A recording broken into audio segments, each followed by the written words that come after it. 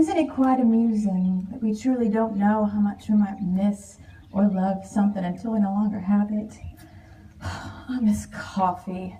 And not that terrible wheat water we've all had to stomach, but real coffee with sugar. Mounds of it. And bacon. Oh, I can almost hear it crisping on the griddle. And fresh herring and cheese. A breakfast of herring, cheese, bacon, and coffee so piping hot it burns the throat. That's what I miss. And my home. Even though I've yet to leave it, it hurts my heart to gaze upon it, as if I've already been gone for years. We just sold the last of the furniture, and we will soon leave this place where we called home, the only place that holds our children's memory in every room. When the war started, we had a family, 3 beautiful children. And oh, there are no words for the way I miss them. Funny, now that the house is bare, I struggle to see their faces. It's as if the memory of them's gone away with the furnishings. How I wish to stay in the bedroom here, where I say goodbye to my little Lucy and Willie, to stay forever holding them. I would often dream they were in my grasp, such sweet warmth, only to awake to find it was little Nanny had sought solace in my arms. I am grateful God spared one, her, our sweet daughter. Yes, at least I was able to hold my children before they passed. The widow Odie has lost 3 sons to the war. Maybe that is what has made her lead the home front effort as if it is a battle all its own, enlisting us women as if we were her loyal infantrymen.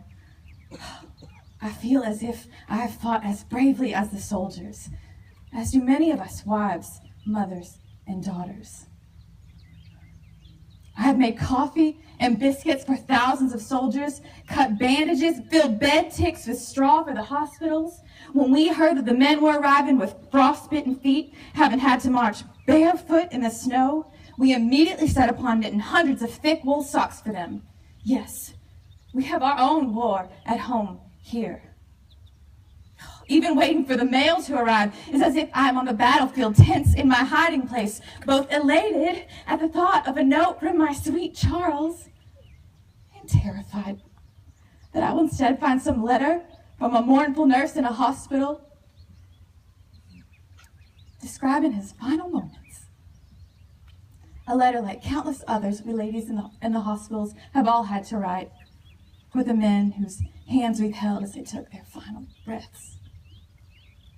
And oh, how I miss my husband.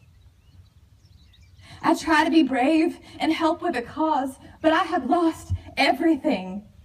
And I hope and pray he will not be next. Lost in the war. Charles wrote a letter about such a thing, a haunting letter. And when I read it, I imagine it as him there. I have reread it countless times. I can recall it word for word. In it, he wrote, "The most remarkable thing I've seen is in a cabin a few hundred yards from here, where a dead Yankee lies still unburied. He seems to have been wounded and carried here and laid on some straw on its floor. There he died, and as many bodies do, just dried up.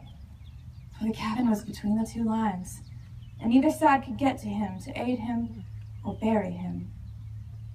And right by his side lies the body of a great Newfoundland dog, who the Negroes at the house in the yard of which we are camped say died of starvation rather than leave his dead master.